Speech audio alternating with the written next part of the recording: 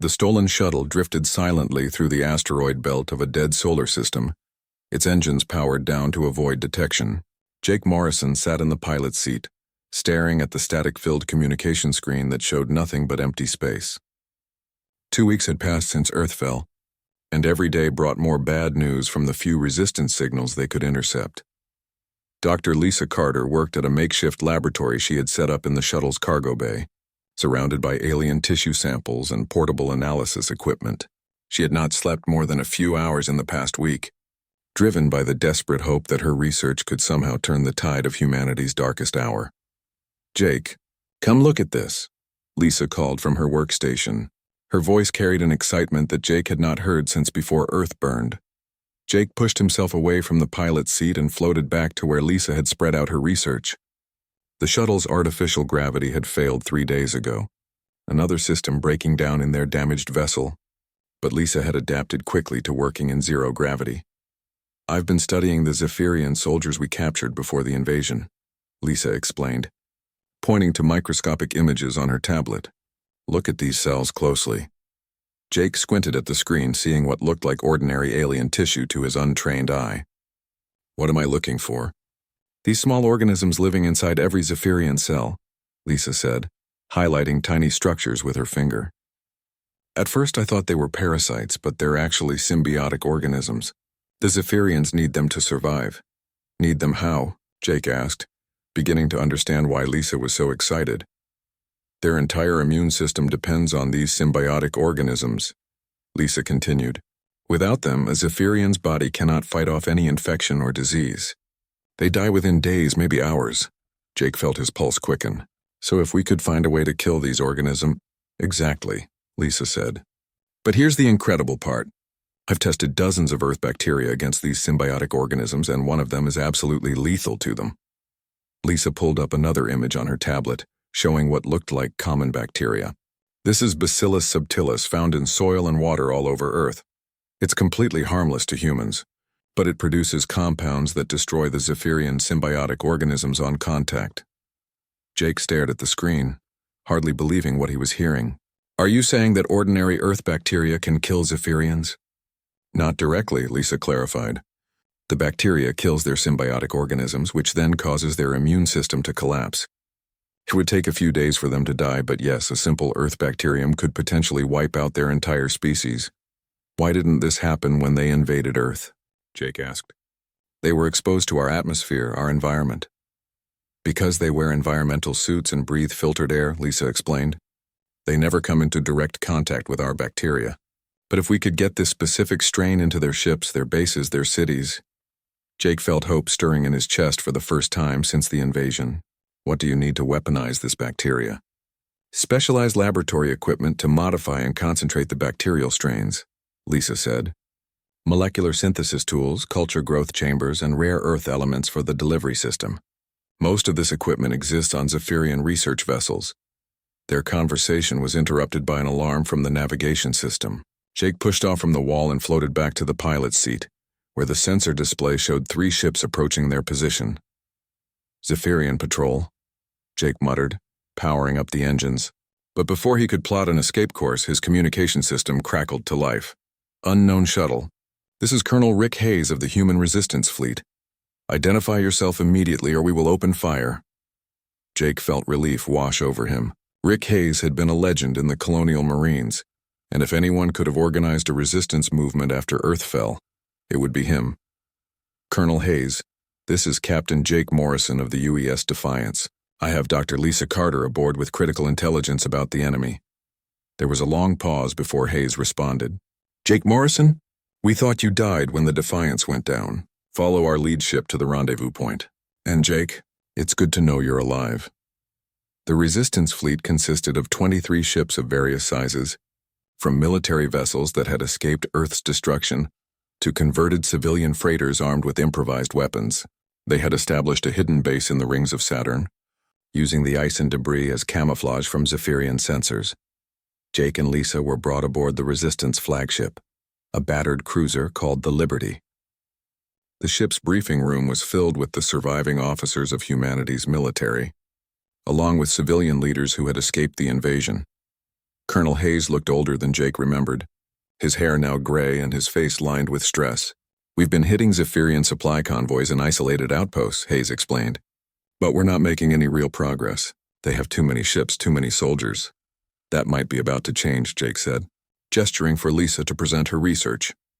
Lisa connected her tablet to the briefing room's display system and began explaining her discovery about the Zephyrian biological weakness. As she spoke, Jake watched the faces of the other officers change from skepticism to amazement. "You're telling us that common Earth bacteria can kill these aliens?" asked Commander Beth Miller, the former captain of the destroyer Pittsburgh. "With the right modifications and delivery method, yes," Lisa confirmed. "But we need to capture a Zephyrian research vessel to get the equipment I need to weaponize the bacteria. That's suicide," said Captain Paul Green of the freighter New Hope. "Their research ships are heavily guarded. We'd lose half our fleet trying to take one.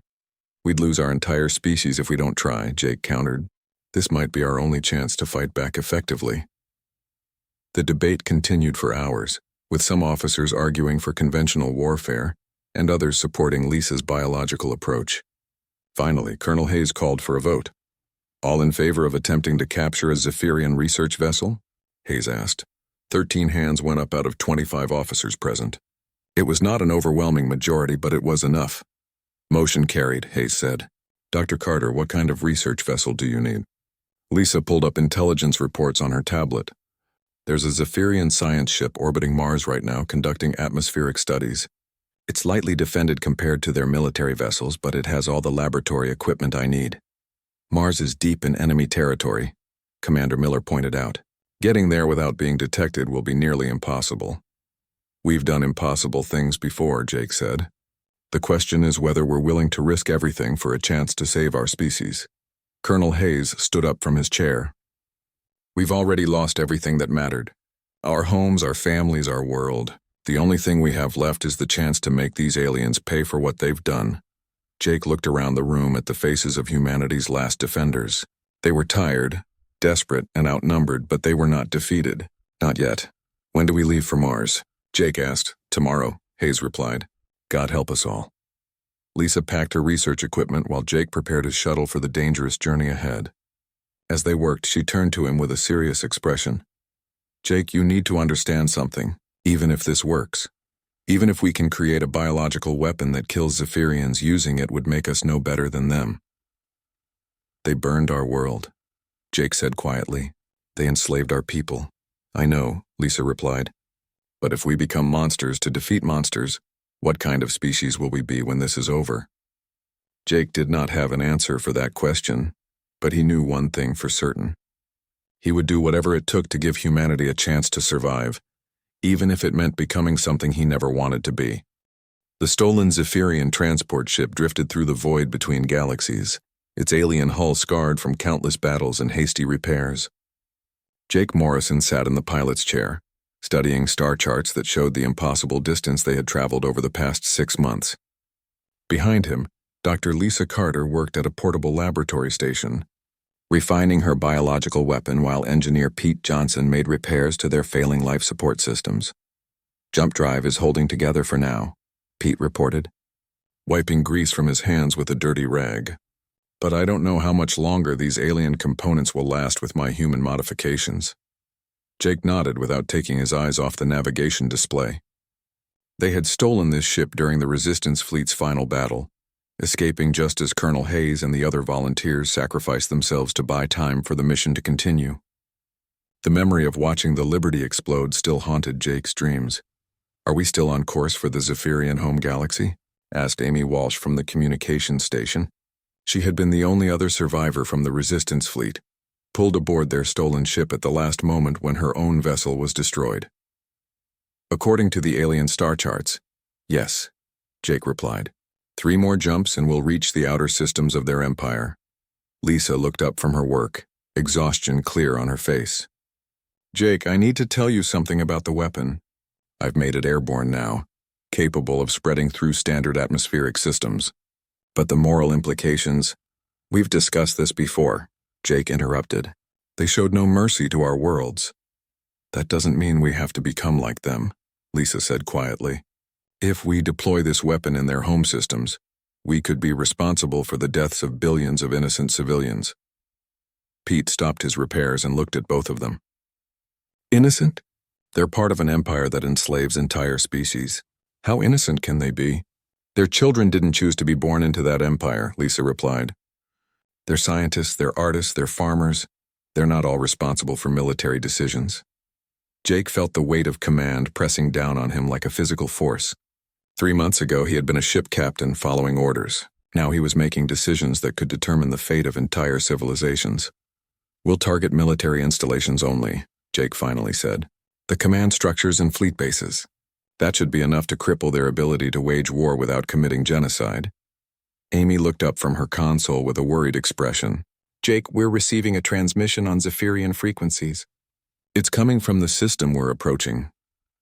Jake activated the main display and the image of a Zephyrian Port Authority official appeared on screen. The aliens' 4 eyes studied their ship with obvious suspicion. Transport vessel designation unknown. You are approaching restricted space without proper authorization codes. Identify your cargo and destination immediately. Jake had been dreading this moment for weeks. Amy had spent months learning Zephyrian language and communication protocols. But would it be enough to fool actual aliens? Amy activated the ship's communication system and began speaking in the harsh, clicking language of the Zephyrians. Jake could not understand the words, but he could hear the tension in her voice as she tried to convince the Port Authority that they were a legitimate transport vessel carrying medical supplies. The Zephyrian official listened for several minutes, occasionally asking questions that Amy answered as best she could. Finally, the alien nodded its large head. Proceed to Orbital Platform 7 for inspection and clearance. Any deviation from the designated flight path will result in immediate destruction. The transmission ended, and Amy slumped in her chair. I think I convinced him we're carrying medical supplies to the outer colonies, but we'll have to pass a physical inspection. Can we fake the cargo? Jake asked.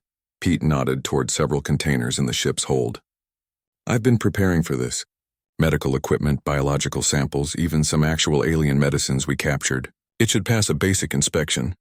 Jake studied the tactical display as they approached the Zephyrian system. The orbital platform was surrounded by dozens of military ships, and Jake could see massive defense stations positioned throughout the system. This is just an outer system, Lisa observed. If their security is this heavy here, what will it be like at the heart of Dominion? Jake had been wondering the same thing. The heart of Dominion was the massive command station that controlled the entire Zephyrian Empire, located deep in their home galaxy. Intelligence reports suggested it was the size of a small moon, protected by hundreds of warships and defense platforms. The inspection at Orbital Platform 7 went better than Jake had hoped. The Zephyrian officials examined their forged cargo manifests and conducted a brief scan of their ship's hold. But they did not discover the hidden biological weapon, or realize that the crew was human rather than alien. You are cleared for transit to inner systems, the inspection official announced. Remember that all vessels must follow designated shipping lanes and submit to regular security sweeps. As they traveled deeper into Zephyrian space over the following weeks, Jake began to understand the true scope of the alien empire. Every system they passed through showed signs of massive industrial development, with enslaved populations from dozens of different species working in mines, factories, and shipyards. Look at that, Amy said, pointing to a display showing a planet covered in what appeared to be vast prison complexes. Those are human settlements. Jake studied the images, feeling sick as he recognized the architecture. The aliens had transported entire human cities to their slave worlds, forcing his people to live in carefully controlled environments while they provided labor for the empire. How many of our people are out there? Pete asked quietly. Millions, Lisa replied, studying population data from intercepted communications. Maybe billions. They've been moving human populations to work planets throughout their empire. Jake made a decision that he knew might haunt him for the rest of his life. We can't save them all with this mission. But if we can destroy the command structure, maybe we can create enough chaos for resistance movements to form. They spent another month traveling through Zephyrian space, gradually working their way toward the heart of the empire. Amy became increasingly skilled at intercepting and decoding alien communications, providing them with intelligence about fleet movements and security protocols. I'm picking up something interesting, Amy announced one day as they prepared for another hyperspace jump. There are reports of uprisings in several systems. Apparently, some of the enslaved populations are fighting back. Jake felt his spirits lift slightly. Human resistance movements? Not just humans, Amy replied. Several different species. It seems like the Zephyrian Empire is having trouble controlling all their conquered territories. Lisa looked up from her biological research with hope in her eyes. If there are already resistance movements active, our mission could provide the spark they need for a general rebellion. As they approached the final jump point that would take them to the Zephyrian home system, Jake gathered his small crew for a final mission briefing. This is our last chance to change our minds, he told them. Once we jump into that system, there's no going back. We'll either succeed in our mission or die trying. Pete spoke first. My family died when Earth fell. I want these aliens to pay for that, Amy nodded. I've seen what they've done to enslaved populations throughout their empire. Someone has to stop them. Lisa was quiet for a long moment before speaking. I still have doubts about the morality of what we're doing. But I've also seen the reports of what they're planning to do to Earth. They're going to strip mine our entire world until it's nothing but dead rock. Jake looked at each of his companions, these brave people who had followed him on an impossible mission across the galaxy. Then it's decided. We jump in 1 hour. As Jake prepared the ship for the final hyperspace jump, he thought about all the people they had lost along the way. Colonel Hayes and the Resistance fleet, Tony Rodriguez and the assault team who died capturing the alien laboratory equipment, the billions of humans now enslaved throughout the Zephyrian Empire. The hyperspace jump lasted only seconds, but when they emerged, Jake felt his breath catch in his throat. Ahead of them lay the heart of Dominion, a massive artificial construct that dwarfed anything humanity had ever built. It was surrounded by so many warships that they looked like a swarm of insects around a hive. Dear God, Pete whispered, how are we supposed to get inside that thing? Jake stared at the massive station, knowing that somewhere inside it were the alien commanders who had ordered the destruction of Earth and the enslavement of his species. This was where humanity's war would be won or lost. We'll find a way, Jake said with more confidence than he felt. We have to. The Zephyrian research vessel hung in Mars orbit like a giant metallic insect, its hull bristling with sensor arrays and communication equipment. Jake Morrison crouched in the cargo hold of the resistance ship Liberty, checking his assault rifle one final time as the ship approached the alien vessel under stealth protocols. Remember, we need the ship intact, Colonel Hayes said over the communication system.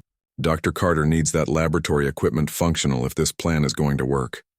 Jake nodded to his assault team, which consisted of 12 volunteers from various resistance ships.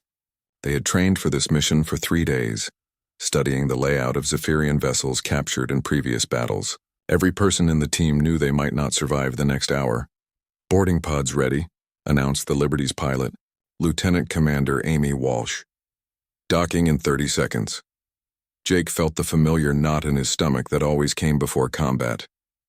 Beside him, Sergeant Tony Rodriguez checked his plasma torch, designed to cut through alien hull plating. Tony had been Jake's friend since their academy days, and Jake was glad to have him on this mission.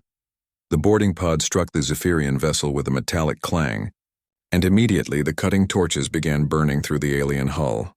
Jake could hear alarms blaring on the other side of the metal wall as the Zephyrian crew realized they were under attack.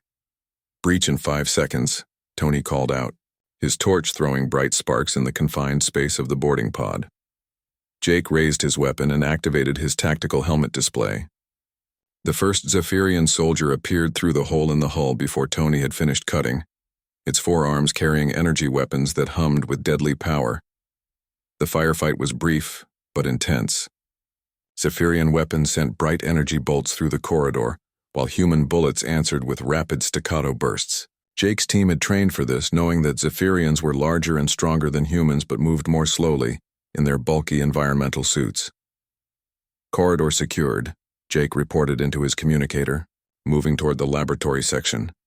The team advanced through the alien vessel's twisted corridors, encountering resistance at every junction. The Zephyrians fought desperately to protect their ship, but they had not expected a boarding action and were caught off guard. Jake reached the laboratory section with 7 of his original 12 team members. The others had fallen in the corridor fighting, including young Private Kate Barnes, who had volunteered despite being only 19 years old. The lab is through that door, Tony said, pointing to a sealed entrance marked with alien symbols. Jake placed explosive charges on the door while his team took defensive positions. The explosion echoed through the ship's corridors, and immediately Jake could hear Zephyrian reinforcements approaching from both directions. "Go, go, go!" Jake shouted, leading his team into the laboratory. The alien laboratory was filled with equipment that looked like nothing Jake had ever seen before. Crystalline structures hummed with energy, and strange fluids bubbled in transparent containers.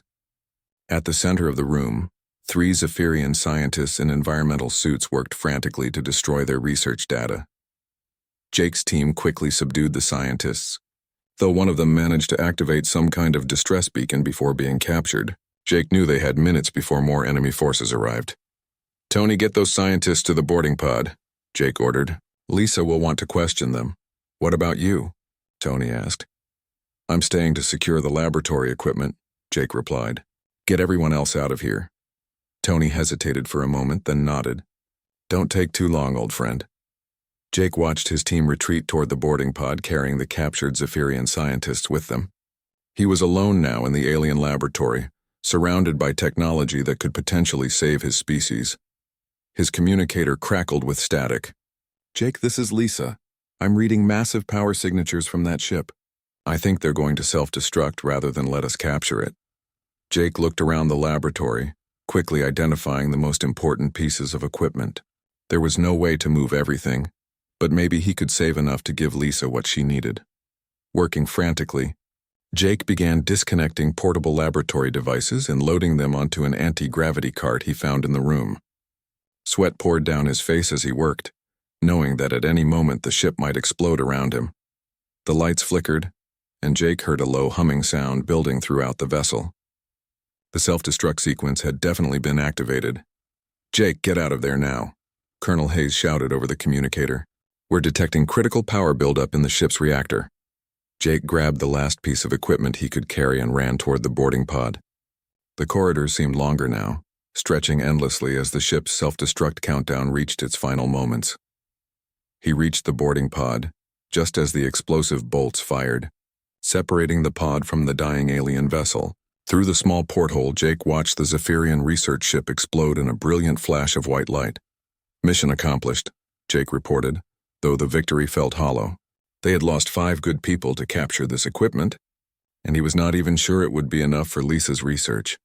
Back aboard the Liberty, Lisa immediately began examining the captured laboratory equipment, while the Resistance medical team treated the wounded. The 3 Zephyrian scientists were held in improvised holding cells, though they refused to cooperate with any questioning. "This is incredible," Lisa said, running her hands over an alien molecular synthesizer. "With this equipment, I can modify the Earth bacteria to be even more effective against Zephyrian biology." Jake sat in the ship's small medical bay, while a medic treated a burn on his arm from Zephyrian energy weapons. Through the window he could see the red surface of Mars, where millions of humans were now slaves of the alien empire. "How long will you need to prepare the biological weapon?" Jake asked. "Give me 48 hours, Lisa replied, already connecting her human research data to the alien equipment. "Maybe less if this synthesizer works the way I think it does." Jake nodded and left Lisa to her work. He found Colonel Hayes in the command center, studying intelligence reports from resistance cells throughout human space. "The news is not good," Hayes said, without looking up from his displays. "The Zephyrians have established control over every major human world. They're using our own people as forced labor to strip mine entire planets." "What about Earth?" Jake asked. Hayes pulled up a satellite image that made Jake's blood run cold. The planet he had grown up on was barely recognizable, its surface scarred by massive mining operations and alien industrial complexes. "They're turning our home into a factory world," Hayes said quietly, "converting the atmosphere to suit their biology, using human workers to build ships for their fleet expansion." Jake stared at the image of his dying homeworld, feeling rage build in his chest. "How many humans are left?" "Best estimates suggest about 2 billion survivors across all occupied worlds," Hayes replied. "Most are in labor camps or slave facilities." "And how many resistance fighters do we have?" Hayes turned to look at Jake with tired eyes. "Maybe 10,000 spread across 20 star systems." We're outnumbered thousands to one. Before Jake could respond, alarms began blaring throughout the Liberty. Lieutenant Commander Walsh's voice echoed through the ship's communication system. All hands, battle stations. We have a large Zephyrian fleet approaching our position. Estimate arrival in 15 minutes. Jake ran to the nearest observation window and looked out into space. In the distance, he could see the bright drive plumes of approaching enemy ships. There were dozens of them, far more than the Resistance fleet could handle in open combat. They tracked us somehow, Hayes said, joining Jake at the window. Probably from the distress beacon that scientist activated. Can we run? Jake asked. Hayes shook his head. Not with the whole fleet. Some ships might escape, but most of us will be caught. Jake thought about Lisa working in the laboratory below, about the biological weapon that could potentially save humanity. They could not let the Zephyrians capture her research, not when they were so close to a breakthrough. Colonel, I recommend we split up, Jake said. Send the fastest ships away with Dr. Carter and her research. The rest of us stay and fight, buy them time to escape. Hayes considered this for a long moment. That's essentially a suicide mission for anyone who stays behind. We're all dead anyway if the Zephyrians capture Lisa's work, Jake replied. At least this way humanity still has a chance. Hayes nodded slowly. I'll take volunteers for the rear guard action. You take Dr. Carter and get out of here. No, Jake said firmly. Lisa can continue her research without me, but the fleet needs experienced commanders for the fighting. I'm staying. Before Hayes could argue, Jake was already heading toward the laboratory to inform Lisa of the plan. Time was running out and humanity's last hope was about to face its greatest test. The red warning lights flashed across the bridge of the UES Defiance as Captain Jake Morrison watched the massive alien fleet approach Earth, the Zephyrian. Ships looked like dark metal spears against the star field, and there were too many of them to count. Jake had seen the reports from other worlds, watched the videos of entire planets burning, but seeing the enemy fleet with his own eyes made his stomach turn cold. Sir, they're jamming all our communications with the surface, Lieutenant Gary Stone reported from his station. His voice shook slightly, and Jake could not blame him for being scared. Everyone on the bridge was scared, even Jake himself, though he tried not to show it. The Zephyrian Empire had been moving through the galaxy like a plague for 3 years now. They conquered every world in their path, enslaved the populations, and stripped the planets of resources. Earth was just another target to them, another world to add to their vast empire that already stretched across 3 galaxies. Jake pressed the communication button on his command chair. All ships, this is Captain Morrison. Remember what we're fighting for today.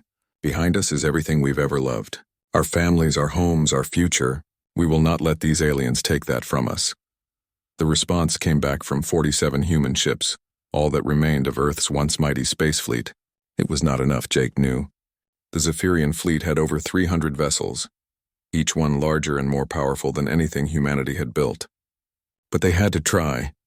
Enemy ships entering weapons range, announced Tactical Officer Maria Santos. They're targeting our orbital defense platforms first. Jake watched on the main screen as bright energy beams lanced out from the alien ships. The massive defense stations that had protected Earth for over a century exploded one by one, their debris falling toward the planet like burning stars. Each explosion meant hundreds of good people were dead. All ships, attack formation Delta, Jake ordered. We go in fast and hit them hard. The human fleet charged forward, their smaller ships darting between the massive Zephyrian vessels like angry wasps. For a few minutes, Jake allowed himself to hope. His ships were faster, more agile, and the crews fought with the desperation of people defending their only home. But hope died quickly when the second wave of alien ships arrived. Then the third wave, then the fourth. The Zephyrians had not sent just one fleet to conquer Earth. They had sent 5. Sir, we've lost the Lincoln and the Constitution, Santos reported, her voice tight with grief. The Boston is badly damaged and pulling back. Jake felt each loss like a physical blow. Those ships carried his friends, people he had served with for years. Captain Rodriguez on the Lincoln had been at his wedding. Commander Brooks on the Constitution had taught him how to play poker.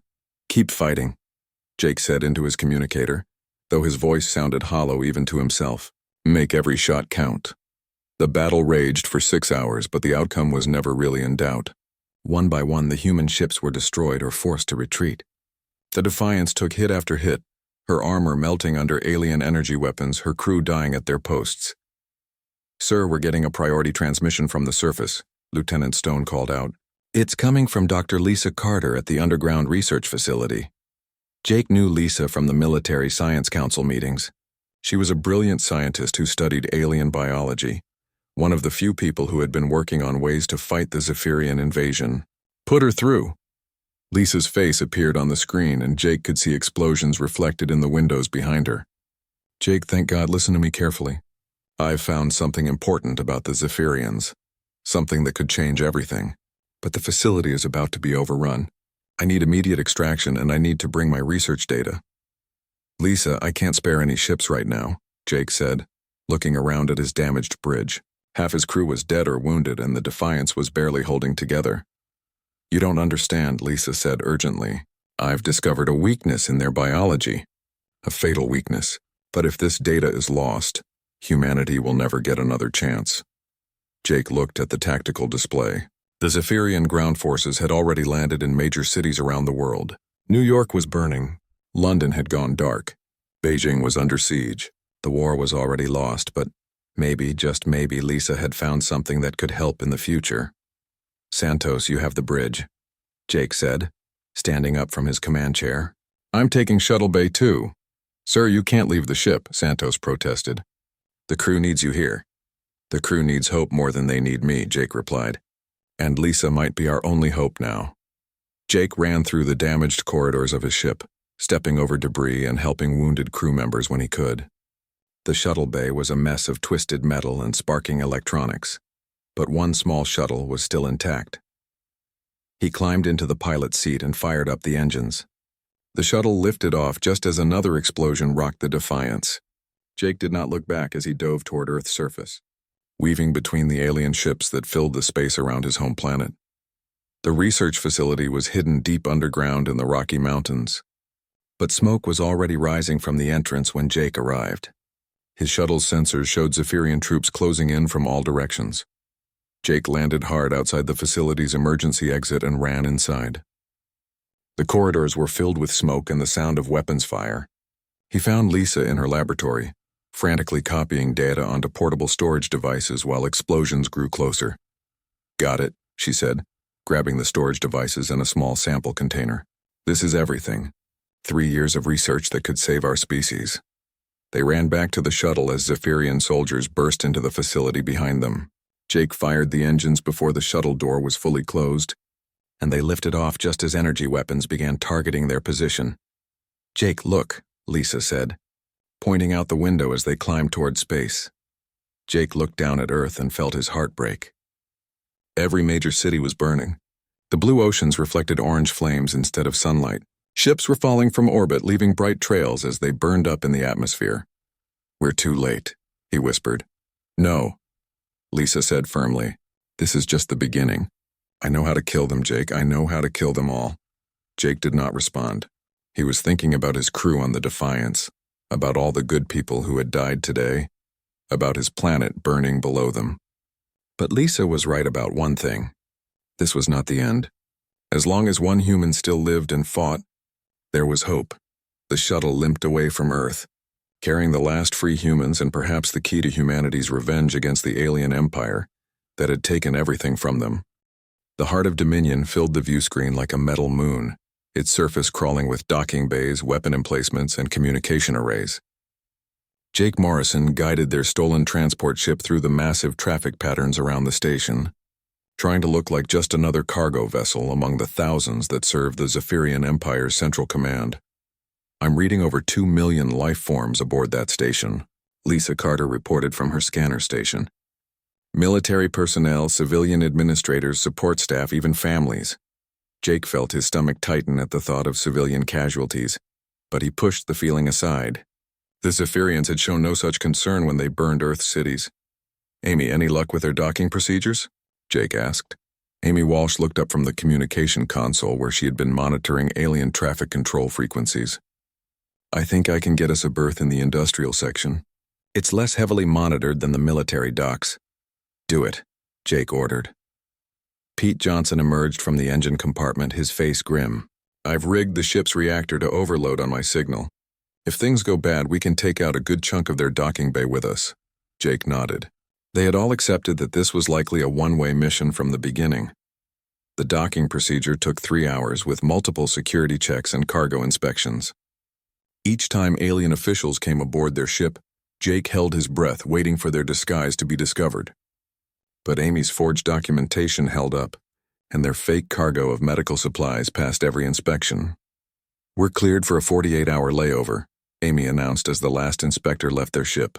"That should be enough time for what we need to do."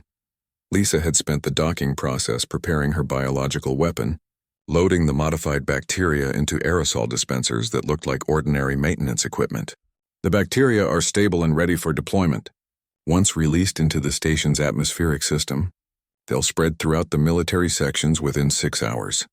Jake studied the station schematics that Amy had downloaded from the docking authority's computer system.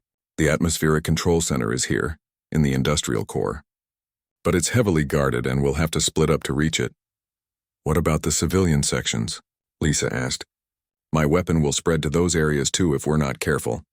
Jake had been wrestling with this problem for days. "Pete, can you modify the station's atmospheric system to isolate the civilian quarters?" Pete studied the technical displays for several minutes. "Maybe. If I can access the main environmental controls and reprogram the air circulation patterns. But I'll need at least an hour to make the modifications." "That's our plan then," Jake decided. Pete isolates the civilian sections. Lisa deploys the weapon in the military areas. Amy maintains our escape route. And I provide security for the operation. They left their ship through different exits, splitting up to avoid drawing attention from station security. Jake carried his weapons concealed beneath maintenance coveralls, while Lisa disguised her biological weapon containers as cleaning supplies. The interior of the heart of Dominion was like a vast city, with corridors wide enough for heavy cargo vehicles and ceilings that disappeared into shadows far overhead. Aliens of dozens of different species moved through the passages, most wearing the collar devices that marked them as slaves of the Empire. Jake felt rage building in his chest as he saw humans among the enslaved workers. Men and women who should have been living free on Earth were now forced to maintain this monument to alien oppression. He made his way through the station's levels, following maintenance passages toward the atmospheric control center. The corridors became narrower and more industrial as he moved deeper into the station's core systems. "Pete, what's your status?" Jake whispered into his concealed communicator. "I'm at the environmental controls," Pete's voice crackled back. "Give me 15 more minutes to isolate the civilian air systems." Jake reached a junction where 2 corridors met and carefully peered around the corner.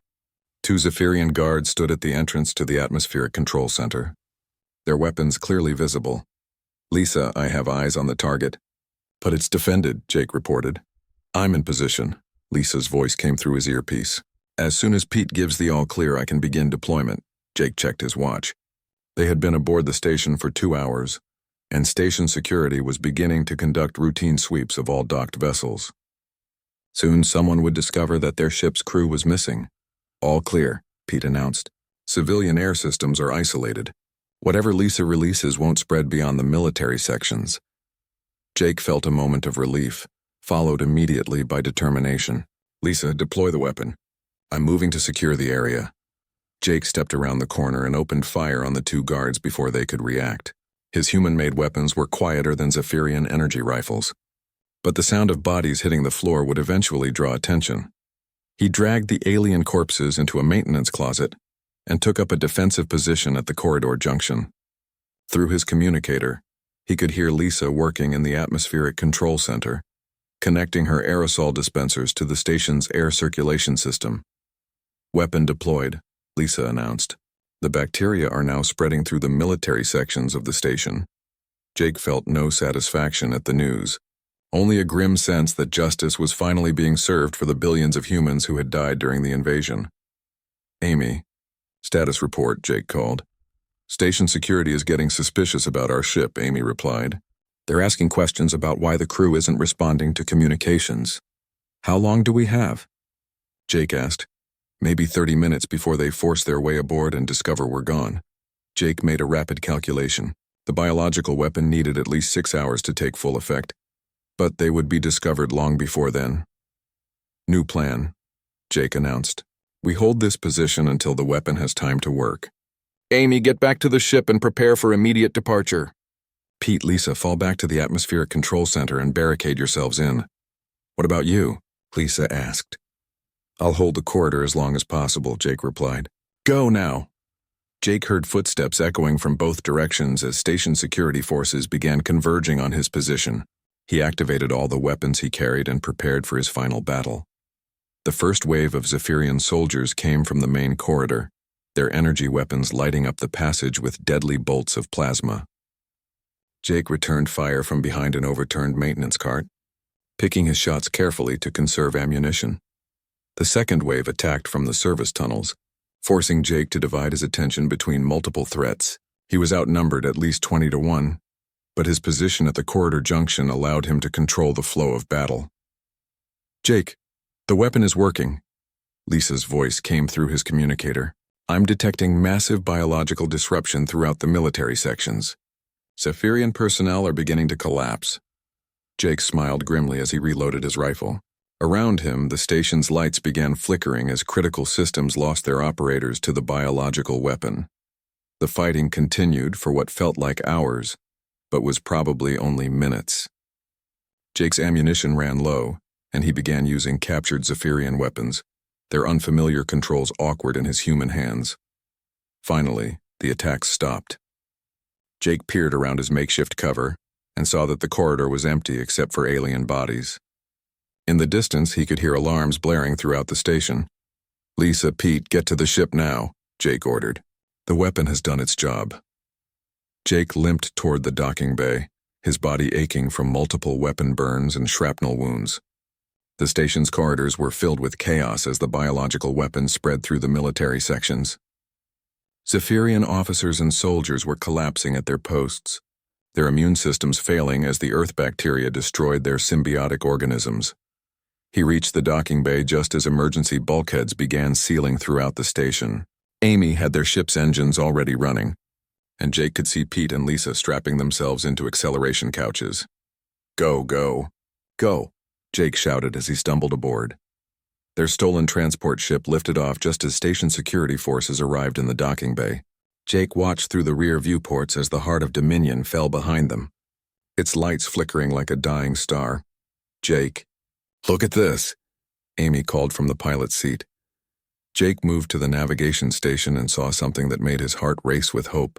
Throughout Zephyrian space, communication signals were going dark. Fleet bases were reporting command failures. Entire star systems were going silent as the Empire's command structure collapsed. It's working, Lisa whispered. The Empire is falling apart without central coordination.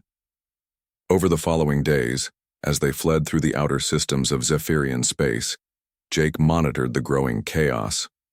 Resistance movements that had been suppressed for years suddenly found themselves facing demoralized and leaderless occupying forces. Human populations on slave worlds were rising up against their captors. 6 months later, Jake stood on the rebuilt surface of New Geneva, Earth's first new city since the invasion. The Zephyrian Empire had collapsed completely.